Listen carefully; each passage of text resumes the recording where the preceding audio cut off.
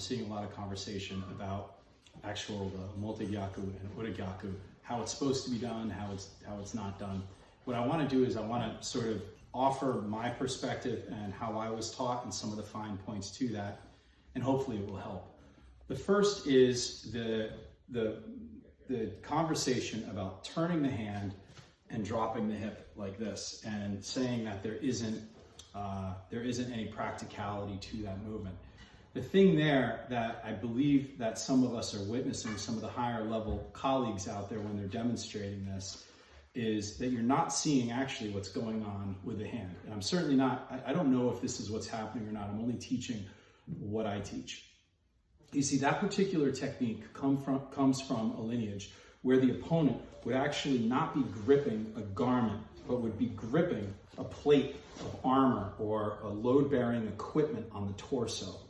And in order to get this off, you need to create a side load on the fingers. You need to be able to compromise that. You need to put pressure against the side of the fingers and load down and up simultaneously to compromise the grip.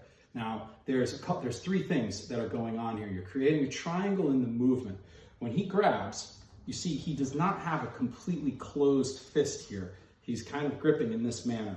The first thing that's happening is that the thumb is coming over and pressing into this kyusho here, where the small bones of the first finger and the thumb meet at that V point from here. The second thing is as this pressure begins to go down, this finger comes around and I secure the base of the pinky.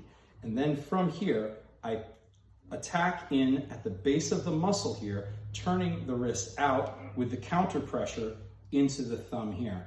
Now, what's important is the dropping of the hips, because the lifting motion is what creates the side load on the fingers from the breastplate of the armor against the fingers as I drop. Now, if I were to go up, I could do the same by pushing down. But instead, I have to direct up and drop down. I can't go any higher. I don't have steps. I can't jump. But because of gravity, I can go 1, 2, then from here, I create the side load on the fingers as I drop, and watch what happens. His fingers pop out like Legos in that manner. Now you'll notice my elbow stays low. My elbow's not up and I'm not doing this, but I'm turning the wrist and the elbow stays low. Now there's another tradition in this art that shares the similar lineage to what I just demonstrated, and you're gonna see similarities to how we create the release on the same technique. Only difference now is that it's against a garment. Same exact technique. The grip happens. I come across, but instead now what I'm doing is I'm creating that brace with my hands by coming in with this kumite, it's called. So my thumb is going against his fingers and I'm securing my own garment, and as you can see what happens here, I begin the side load of the fingers in this area by applying tension in the garment. At the same time, this hand comes over, I apply that same pressure here and at the base of the muscle, where the muscle insertion point meets the wrist. Then my fingers come over and I do this with the hand. Now, there's a bunch of things going on here. For this video, I'm going to keep it very simple, but I'm going into different points of the muscle and here. Tension in the hand, I begin to create the side load on the fingers. Thumb goes here, opposite and equal pressure into the hand, and then same rule applies. I drop and I create the release. And what's happening here is I'm locking his wrist. His fingers can't bend. Bend your fingers. He can't bend his fingers. His elbow is locked and his shoulder's locked. My elbow's pointing at him, not like this. Now let's look at two other techniques where we're creating the release. These are from different lineages within our art, but you're going to see characteristic differences. This hand begins by covering when he comes in to grab. This hand begins to cover. This hand comes over. Now from here, I'm keeping my elbow pointed at him, and this arm has gone across, and now I'm connecting my elbow to his elbow here across the arm. Once again, the thumb goes to the weak point at the base of the thumb. I've now covered his entire forearm with my elbow at the bicep insertion. My covering hand now rolls, and my center of my palm applies pressure to the middle knuckle of the first finger. Again, I create that side load of the fingers as I press down. Then from here, this comes up and I rotate it all around back to the same position. Okay, we look at that same tradition now with a motegyaku, where he comes in and grabs, and I move.